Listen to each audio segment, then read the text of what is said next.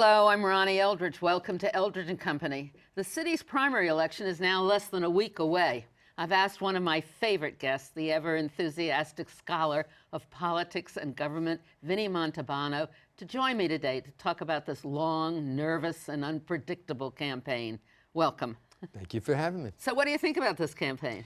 You know, I have to tell you something. It's, you know, I'm really kind of suppressing my cynicism here, you know, as an operative for a long time. I think as the weeks have gone by, it has become more and more interesting. I think the candidates are saying things that we've always said candidates should say, be a little more specific about this or that, you know, come out with a message about work, about middle class, about workers' rights, and they're starting to do that. And I also think that the polls are showing that you've got a real horse race for the runoff position. Interesting. As you know, there's this is the first primary, and then 3 weeks later, it used to be 2 weeks, but now 3 weeks later, there'll be a runoff among the top two, and it could be any two out of the three main ones, maybe one of the others, but probably not. It's interesting, isn't it, how de Blasio had gone, you know, up to the top with his, what's basically a really populist message. We're going to tax the rich. I mean, it's Wall Street all over again, whatever, I always This is not a surprise to me, and actually, it's very gratifying to see that someone who has put this message forward is moving. And I'm not saying, you know, that's a candidate I want to see move necessarily, but it shows the other candidates, and it should show the Democrats in particular, that we've got to stop doing this thing where we mimic the Republicans. We're a little less Republican, you know, not quite that much. just say, I mean, say what you feel. Well, hopefully you feel that. They say they feel it, so now say it. You know, the message of the Democratic Party has always got to be helping the working class and the middle class, and that's what that message is. And it's also a strong reaction, isn't it, to the Bloomberg administration? Of course it is. Would it have been so strong if he hadn't run for the third term? No, I don't think it would have been. I mean, there may have been other things that intervened. You know, we had the Occupy Wall Street movement a little after he was elected to a third term, but probably not. I think if this was, if what you're saying is if this was the election in 2009, I'm not sure. Well, that would have been before Occupy Wall Street, which I think would have was not very run for a third significant. term. Right, and even then, elected officials were a little nervous about it, weren't they? Democrats, well, a lot of them. Democrats are always nervous, and I don't know why they're nervous, because each time that they say, all they say is, we need to bring some equity to the system. We need to make sure that people have opportunity. That's all we're saying. It's not a radical message. People respond to that. When we don't say that, when we do things like in Washington, put together regulations that aren't really very good, then people say, well why are you there? I don't understand. Move ahead. And here in New York City, you know, it's a city, it's not the country, but there's a lot of wealth that exists. There's a lot of strength that exists. The mayor of New York City, it's a strong mayor city, and the mayor of New York City has the opportunity to help people in New York. Do you think the rhetoric is going to travel up to Albany? I mean, what's interesting is the city can't raise the income taxes. That's correct. So here we're running and saying we're going to tax the wealthy, but we can't tax the wealthy. But will that sentiment reach Albany? Is there a chance that they would do some increases in taxes? Well, if you're the governor doesn't seem to have gotten that message. Right. I think if you're asking specifically, will Mr. de Blasio's proposal, which has to get state legislative approval, be passed early on or immediately after he's elected, if he's the one that's elected, or anybody else if they adopt that message, I think the answer to that is probably no. I don't think that will happen. But I do think that using the bully pulpit, putting a message forward that people are responding to, will have an effect across the board. Now, you know, specifically on this, I think that the media has said appropriately that, yes, you don't have control over this, you got to go to Albany.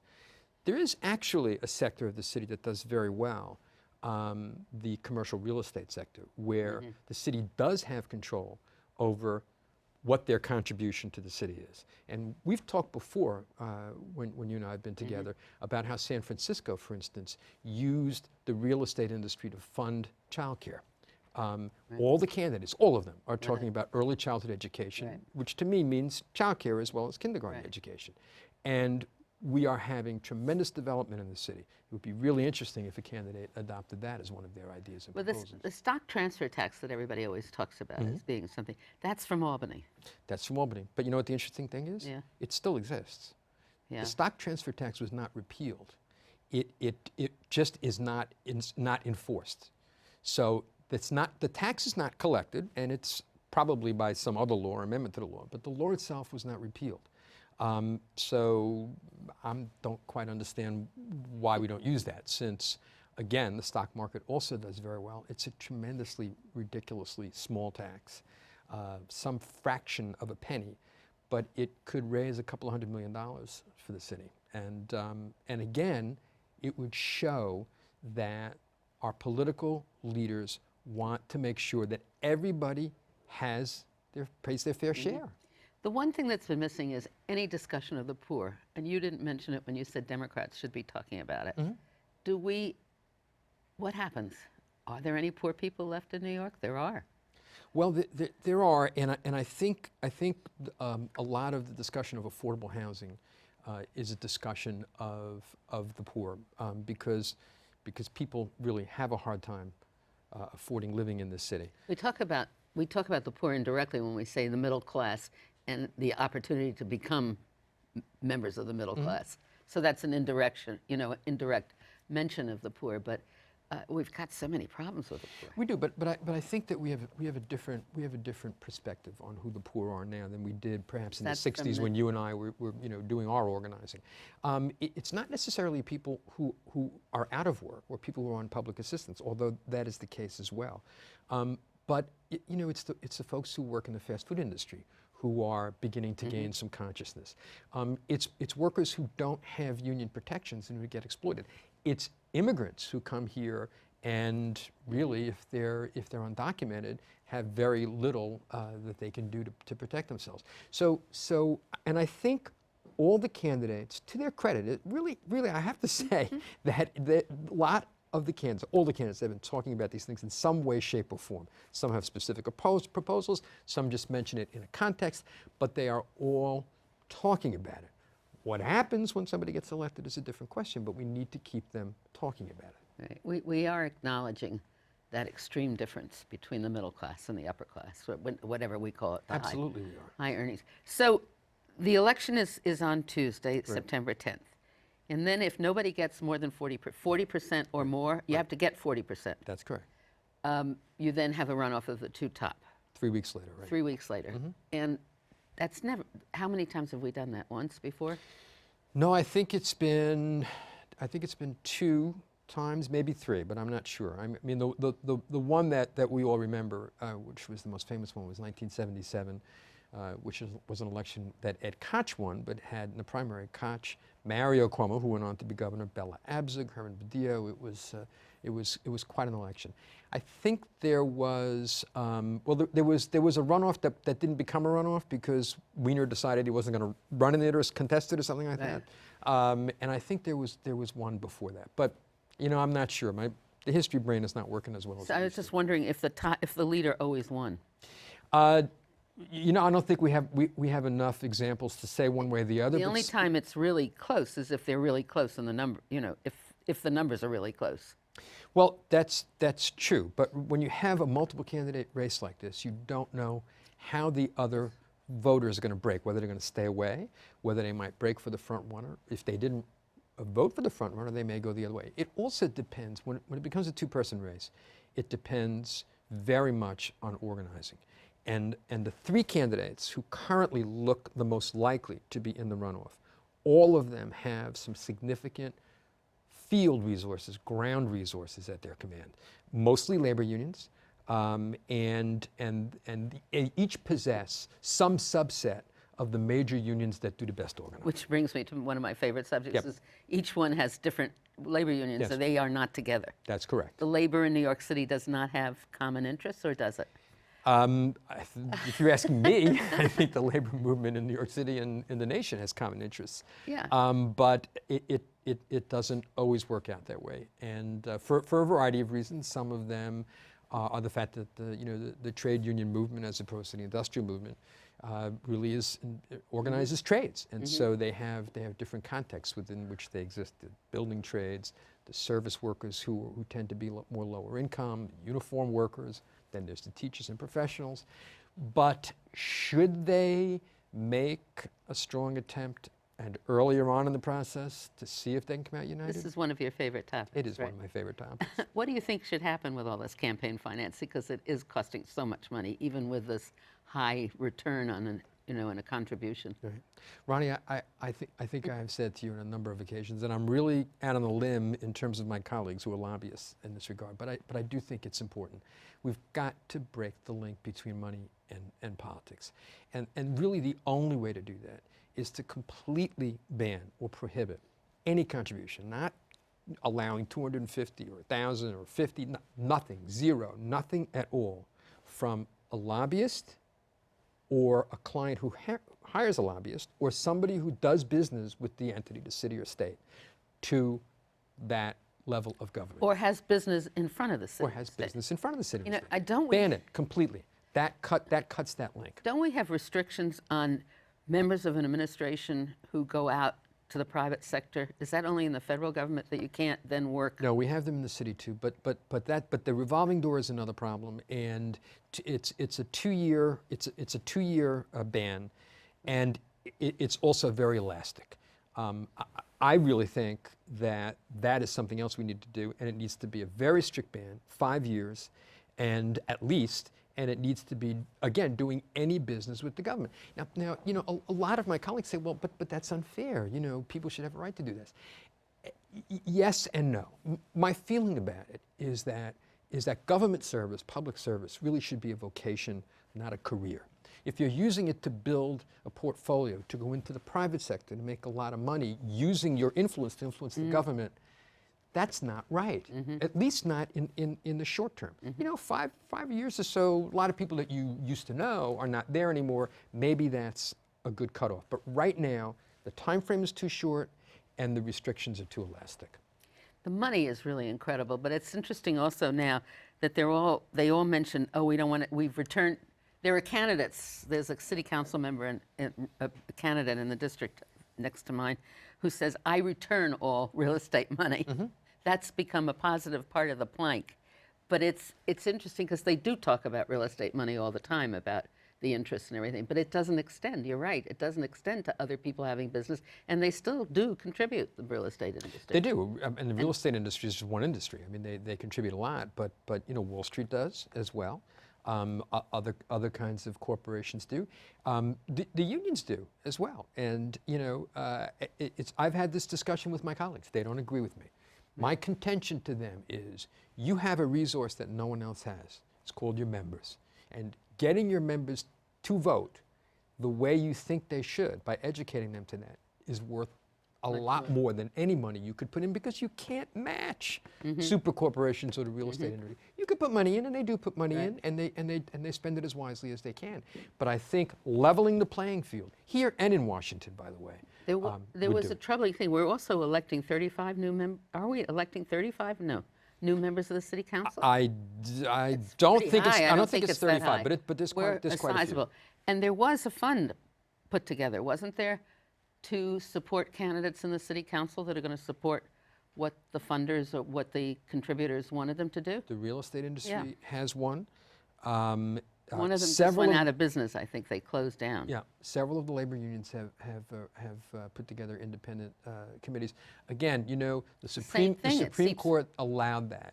So you either disarm unilaterally, as they would say, as their reason, or you participate in it. As long as it's all done legally, it's fine. But my feeling about it is that all we're doing here is we're increasing and multiplying the ways of impacting the system through money. When what we should do is remove it. That also, by the way, maybe our colleagues wouldn't agree with this, but that also would bring them back to the place many years ago where they'd be raising money from the people they represent. Right, okay. Small contributions. From their constituents. Right. And so what better way? What better way? You're servicing them, you're speaking to them, they're saying, yes, we like what you're doing by making that small contribution. The playing field is leveled, so now, you know, you raise it from your community, somebody else raises it from their community. Would be great. I hope I'm not a dreamer, but it would be great. Yeah, you mentioned the 1977 election and all the candidates. Do you think that those candidates were more substantial than the ones running here now? No, I don't. I don't think so. Hindsight of history, or what is it? No, I think one of the things that impressed me, and I had a little advantage in a way because I was away on vacation in Europe for 2 weeks during the debate. But then I came back, read the polls, looked at the debate, and said, "Wow, you know, the candidates are really talking about stuff." Now, look, that primary had some major league names, historic names. Right. Okay. We'll see among our candidates now who becomes a historic figure, but all of the candidates now, really all of them. But they were historic before they ran. They were historic before they ran. That's true. But they Is also that remember indicative term limits has changed things. You know, these people had Yeah. positions for a longer period of time. It's changed things, but also I just think we don't do enough to develop new talent in the city and to nurture it along. Well, that's, you know, again, that has to do. It has to do with the elections and the way we do them and the money. And the money. Yeah, You it know, does. we both of us were reformers, and we still are in terms of the political party process. But the political parties served and can continue to serve a purpose of being a bench, you know, for pinch hitters, and getting people up there and having them participate in the process, and then saying you should run because Yeah, we that's like right. what you have to say. Right. We like Well, what- nowadays some of them say, well, it's not your turn, wait your turn. That's true. That's also crazy, too. Anyway, I mean, we can't have that.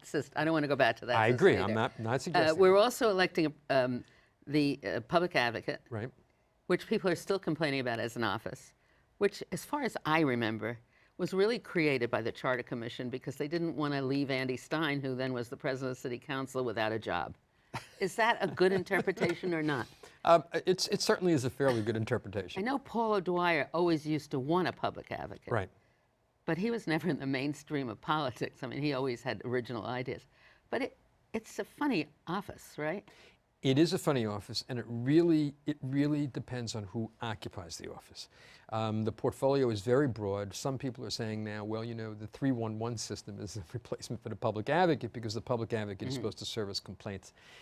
That's true, although Carol Bellamy, who was the city council president, which became the public advocate after the charter change. Oh, I thought it was Stein. But I'm saying when Carol Bellamy was the Yeah. council president, it was a similar type of position. And what she said was, I am going to use my position to suggest systemic change in the way the government functions. There's still probably a legitimate role for that type of person. You could say the controller might do that through their audits, but I don't think so. The controller's audits are very specific to operations, but the public advocate can suggest systemic. It should have a better relationship with borough presidents, it seems to me.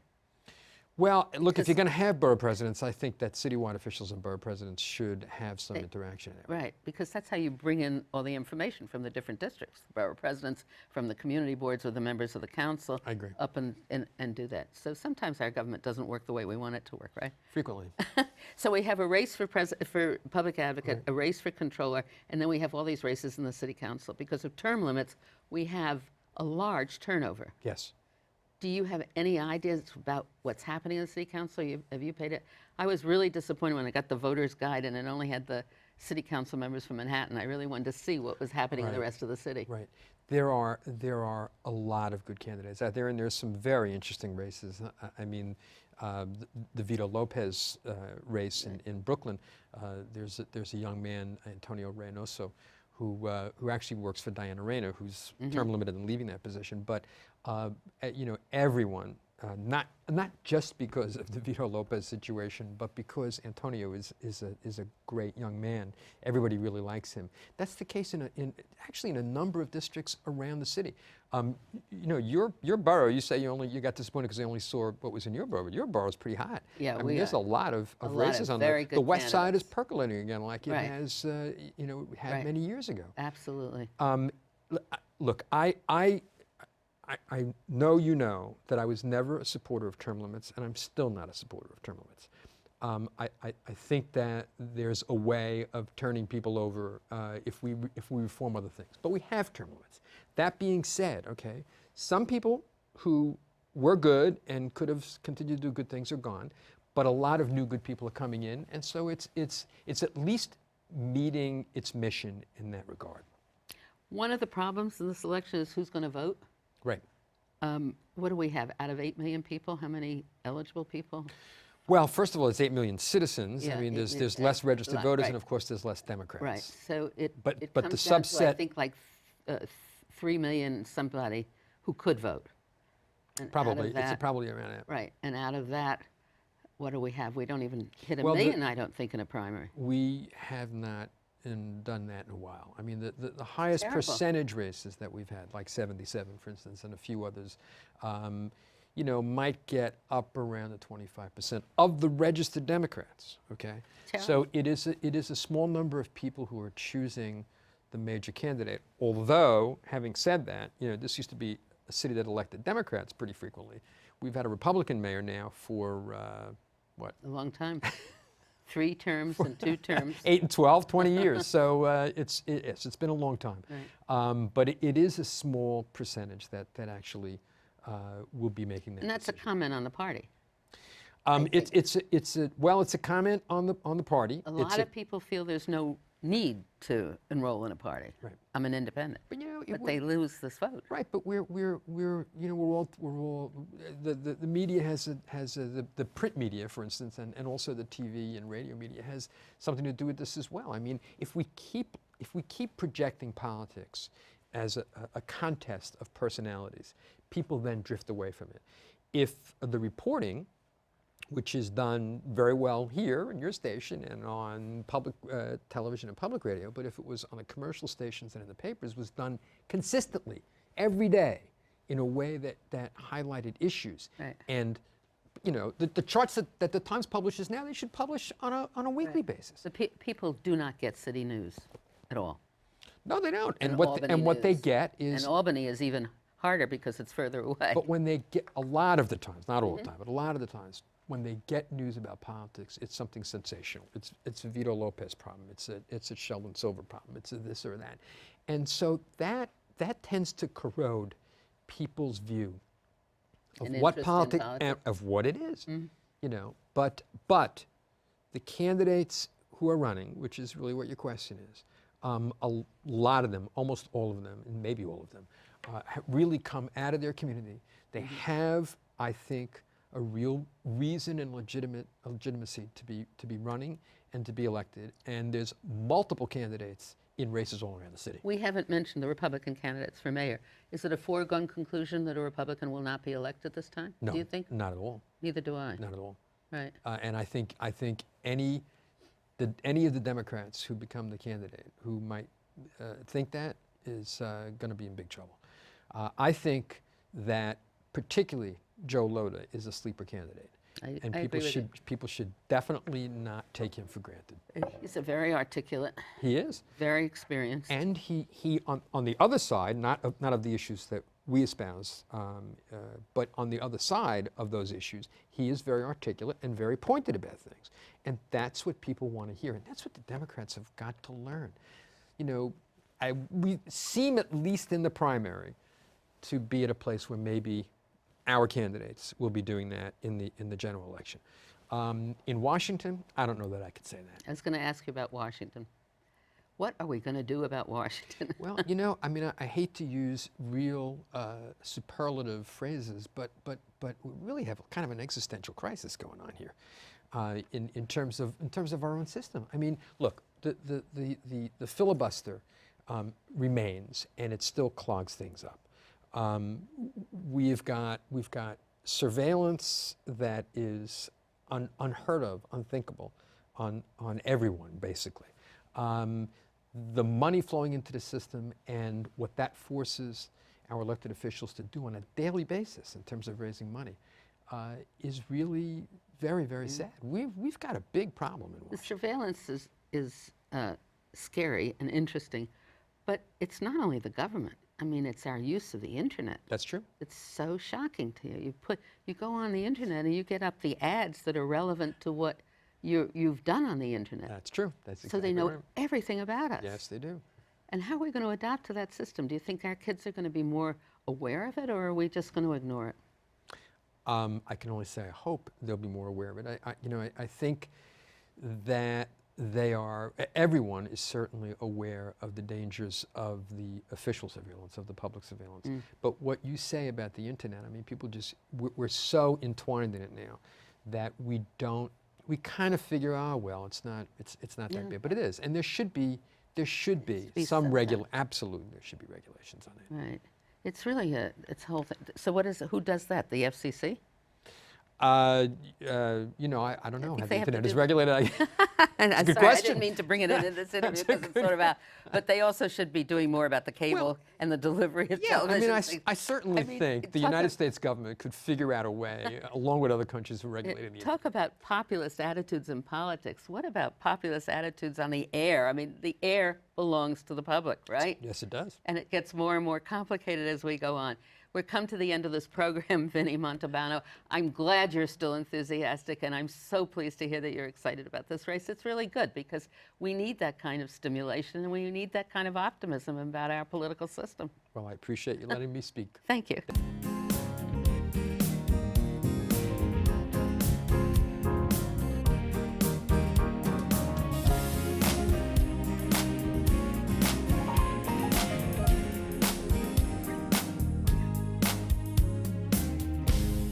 If there are any people you'd like to hear and topics you'd like us to explore, please let me know.